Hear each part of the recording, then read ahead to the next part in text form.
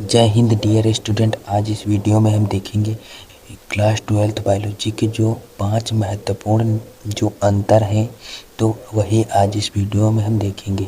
और हाँ, एक और बात है, जो हमने क्लास 12th की जो केमिस्ट्री, फिजिक्स, बायोलॉजी, हिंदी, इन सभी की हमने प्लेलिस्ट बना दी है। और जितने भी इम्पोर्टेंट वीडियो हैं उसमें हमने सब्जेक्ट के अनुसार उसमें हमने जिस सब्जेक्ट का जो भी वीडियो है उसी प्लेलिस्ट में हमने डाल दिया है, आप वहां से जाकर देख सकते हैं। तो हम इसमें देखेंगे बायोलॉजी में जो महत्वपूर्ण अंतर हैं, 5 इम्पोर्टेंट अंतर हैं, बहुत ही महत्वपूर्ण अंतर है। आप इसको लास्ट तक जरूर देख लीजिएगा। तो चलिए देखते हैं। तो सबसे पहले हमारा अंतर है स्वपरागण तथा परपरागण में क्या अंतर है। तो इसमें हमें अंतर लिखना है। तो स्वपरागण में यह एक ही पौधे के पुष्पों के बीच होता है। जो स्वपरागण होता है वह एक ही पौधों के पुष्पों के बीच होता है, और परपरागण एक ही जाति के 2 पौधों के बीच होता है। इसके कहने का मतलब यह है कि स्वपरागण एक ही पौधे में होता है, और परपरागण परपरागण में क्या होगा, एक ही जात के 2 पौधे होंगे, उसमें दूसरे पौधे पर परागण होगा। तो यह इसी को परपरागण कहते हैं। तो अब अगला पॉइंट है दूसरा, इसके लिए स्वपरागण में इसके लिए पुष्प का द्विलिंगी होना आवश्यक है। तो स्वपरागण में जो इसके लिए जो पुष्प में द्विलिंगी होना आवश्यक है, इसमें नर और मादा जननांग होना आवश्यक है, इसके अलावा हो भी नहीं सकता है। और परपरागण में इसके लिए पुष्प का द्विलिंगी होना आवश्यक नहीं है। अगर इसमें मादा भाग है तो इसमें से परागकण ले लेगा नर का, तो इसमें निषेचन हो जाएगा। तो इसमें द्विलिंगी होना आवश्यक नहीं है। तो अगला तीसरा पॉइंट है, इसके लिए माध्यम की आवश्यकता नहीं होती है। तो जो स्वपरागण में होता क्या है कि इसमें माध्यम की आवश्यकता नहीं होती है, इसमें अपने आप ही स्वयं परागण हो सकता है, क्योंकि इसमें उसी पौधे में परागण होता है, ना कि दूसरे पौधे पर परागण होता है। तो इसके लिए माध्यम की आवश्यकता होती है। तो इसके लिए हमें जो होती क्या है, इसमें माध्यम की ज़रूरत पड़ती है। तो माध्यम के लिए जैसे माध्यम कौन कौन से हो सकते हैं, वायु, जल एग्जाम्पल के तौर पर हैं। जल के द्वारा, वायु के द्वारा, कीट पतंगों द्वारा हो सकता है परागण, और बहुत सारे हैं आदि इनके सब के द्वारा यह पर परागण हो सकता है। तो इसके लिए हमें माध्यम की आवश्यकता पड़ती है, और इन्हीं माध्यम की सहायता से ये पर परागण हो जाता है।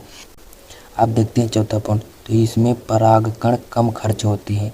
इसका मेन कारण है, जो मुख्य कारण है, क्योंकि इसमें स्वपरागण होता है। तो इसमें जो परागकण है इसको कहीं जाना नहीं पड़ता, उसी पौधे में होता है, और इसमें परागकण अधिक खर्च होते हैं। जब कोई परागकण एक पौधे से दूसरे पौधे पर जाएगा, एक पुष्प से दूसरे पुष्प पर जाएगा, तो उसमें परागकण का जब आदान प्रदान होगा, तो इससे होगा क्या कि परागकण खर्च होंगे, और कुछ अधिकांश जो परागकण होंगे वो रास्ते में ही रह जाएंगे। तो इसीलिए इसमें परागकण अधिक खर्च होते हैं। तो ये था स्वपरागण तथा परपरागण में अंतर। अब देखते हैं नेक्स्ट। अगला है हमारा अंतर भ्रूणकोश तथा भ्रूणपोष में अंतर लिखिए।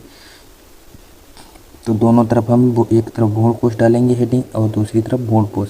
तो भ्रूणकोश में हमें क्या लिखना है, यह क्रियाशील गुरु बीजाणु से बनता है। जो भ्रूणकोश होता है यह क्रियाशील गुरु बीजाणु से बनता है, और भ्रूणपोष यह त्रिसंलयन से बनने वाला भ्रूणपोष केंद्रक से बनता है। तो यह जो भ्रूणपोष होता है वह त्रिसंलयन से बनने वाला भ्रूणपोष केंद्रक से बनता है। अब अगला पॉइंट है इसमें, यह मादा युग्मक को आश्रय देता है। आश्रय का मतलब रहने का ठिकाना देता है। आश्रय का मतलब रहने का ठिकाना। तो यह मादा युग्मक को आश्रय देता है, और इसमें यह भ्रूण को विकास के समय या अंकुरण के समय पोषक प्रदान करता है। और भ्रूणकोश में आप देखते हैं तीसरा पॉइंट, भ्रूणकोश में यह अगुणित होता है, जिसे यन से प्रदर्शित करते हैं। तो इसे यन से प्रदर्शित करते हैं। और इसमें भ्रूणपोष में तीसरा पॉइंट क्या होगा, यह त्रिगुणित होता है या इसी कारण इसे त्रिसंलयन कहते हैं। यह त्रिगुणित होता है तो इसे थ्री एन से प्रदर्शित करते हैं, इसी कारण इसे त्रिसंलयन कहते हैं। इसमें जो होता क्या है, 3 बार निषेचन होता है, तो इसी कारण इसे त्रिगुणित और त्रिसंलयन कहते हैं। तो ये था भ्रूणकोश तथा भ्रूणपोष में अंतर। अब देखते हैं अगला। अब अगला है कपि तथा मानव में अंतर। तो कपि और मानव में हेडिंग डालेंगे, कपि एक तरफ कपि डालेंगे और एक तरफ मानव। तो इसमें क्या होता है, ये प्रमुख रूप से वृक्षाश्रयी होते हैं, यानी कि इनका जो आश्रय होता है वो वृक्षों पर होता है। कपि का होता क्या है, तो कपि जो वृक्षों पर ही इनका आश्रय होता है। और जो मानव होते हैं, मानव स्थलीय, यानी ये धरती पर यानी पृथ्वी पर ही रहते हैं, ना कि आसमान पर रहते हैं। और इनका चेहरा, जो कपि का जो चेहरा होता है, कपि इनका चेहरा आगे की ओर निकला होता है, यानी आगे की ओर इनका जो चेहरा होता है निकला होता है। और मानव का चेहरा, अब मानव होंगे तो मानव का जो चेहरा होता है, इनका चेहरा सीधा होता है। कपि में क्या होता है, तीसरा पॉइंट है, मादा में स्तन उभरे नहीं होते हैं। स्तन जो इनके उभरे नहीं होते हैं, जो नर और मादा दोनों एक ही समान लगते हैं। और जबकि मानव में क्या होता है, मादा में स्तन उभरे होते हैं, और इसमें मानव में जो मादा के स्तन होते हैं वो उभरे हुए होते हैं। तो अब कपि में अगला पॉइंट है, शिशु व बाल्य अवस्था अवधि छोटी होती है। जो कपि की जो होती क्या है, इसमें शिशु व बाल्य अवस्था बहुत ही अवधि, जो अवधि का मतलब समय, इनकी जो छोटी आयु होती है, बाल्य अवस्था की जो छोटी आयु होती है। और मानव में, तो मानव में क्या होता है, शिशु एवं बाल्यावस्था लंबी होती है। इनकी तुलना में जो मानव की जो बाल्यावस्था होती है वो लंबी होती है। तो अब अगला ये था कपि तथा मानव में अंतर। अब देखते हैं नेक्स्ट। अब अगला है, नेक्स्ट है लैमार्कवाद तथा डार्विनवाद में अंतर। ये लैमार्कवाद तथा डार्विनवाद, ये साइंटिस्ट थे, ये वैज्ञानिक हैं। अगर इनका जो इंडिया में जन्म हुआ होता तो इन्हें लैमार भी कहा जाता, और यहाँ के इंडिया के लोग कहते भी हैं, इन्हें लैमार्क याद नहीं रखते हैं तो इन्हें लैमार कहते हैं, और इन्हें डाइन। तो इनका जो जन्म हुआ फ्रांस में हुआ था, ये लैमार का।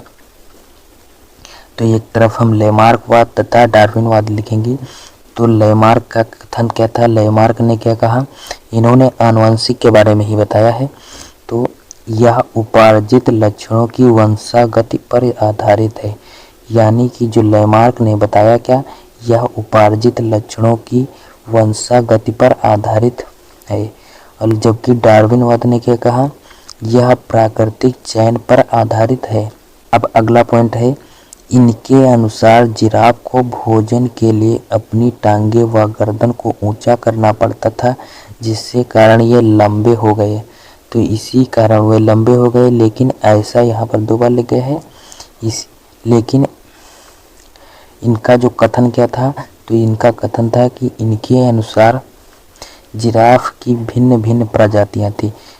अब अगला पॉइंट है इसमें लैमार्कवाद में, यह अंगों के उपयोग तथा अनुपयोग पर आधारित होता है। परंतु डार्विनवाद का क्या कहना है, यह वंशागतिकी पर आधारित है। तो यह वंशागतिकी पर आधारित है। तो ये था इनके डार्विनवाद तथा लैमार्कवाद में अंतर। जो भी हमने ये अंतर बता रहे हैं, ये मोस्ट इम्पोर्टेंट डिफरेंस है। आप इनको बहुत ही अच्छी ढंग से तैयार कर लीजिए। अब देखते हैं लास्ट है जो 5वीं, वो भी देख लेते हैं। अब नेक्स्ट है सहज प्रतिरक्षा तथा उपार्जित प्रतिरक्षा में अंतर लिखना है। तो हमें सबसे पहले सहज प्रतिरक्षा हेडिंग डालेंगे और इधर एक तरफ उपार्जित प्रतिरक्षा। तो जो बोर्ड एग्जाम में जो क्वेश्चन पूछता है वो ये एक तरीके से नहीं पूछता है। तो सहज का मतलब होता है जन्मजात। तो जन्मजात आप लोगों को तुरंत पता चल जाएगा कि जन्मजात, लेकिन सहज नहीं पता लगा पाएंगे सहज है क्या, तो उस पर आप लिख कुछ नहीं पाएंगे। तो इसी प्रकार वो आप लोगों को जो एग्जाम में एग्जामिनर होता है वो फंसाता है। लेकिन आपको जो क्वेश्चन पता होगा, क्वेश्चन का आंसर पता होगा, लेकिन आप उसका आंसर नहीं दे पाते हैं। तो सहज यानी कि जन्मजात प्रतिरक्षा, तो और इसमें उपार्जित यानी कि जन्म के बाद जो प्रतिरक्षा होती है, यह एक अविशिष्ट प्रतिरक्षा है। और उपार्जित में क्या है, यह रोग विशिष्ट प्रतिरक्षा है, यह रोग विशिष्ट प्रतिरक्षा है। और सहज प्रतिरक्षा में और दूसरा पॉइंट क्या होगा, यह जन्म के समय से मौजूद होती है। तो इसमें होता क्या है, जो जन्म के साथ से हमें क्या मौजूद होती है, जैसे लार है, आंसू है, ये सब हमें जन्म के साथ ही, ना कि जन्म के बाद हमें ये मौजूद है।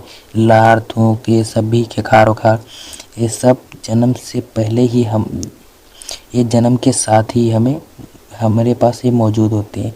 लेकिन यह जन्म के बाद मौजूद होती हैं। और इसमें यह बाह्य कारकों को शरीर में प्रवेश करने से रोकती हैं। और इसमें तीसरा पॉइंट है, यह शरीर में प्रवेश कर चुके रोगजनक कोशिकाओं व एंटीबॉडीज द्वारा सामना करती हैं। उपार्जित जो प्रतिरक्षा होती है वो हमारी, अगर कोई भी रोगजनक कोशिका अंदर चली गई है तो एंटीबॉडीज द्वारा उसका सामना करती हैं। ये थे हमारे 5 इम्पोर्टेंट डिफरेंस है, यानी कि अंतर थे। आप इनको अच्छी ढंग से तैयार कर लीजिए। बोर्ड एग्ज़ाम जो बहुत करीब आ चुके हैं, आप जो तैयारी बहुत ही अच्छी ढंग से करिए और अच्छे अंक प्राप्त कीजिए। तो इस वीडियो में बस इतना ही, अब मिलेंगे नेक्स्ट वीडियो में, तब तक के लिए जय हिंद।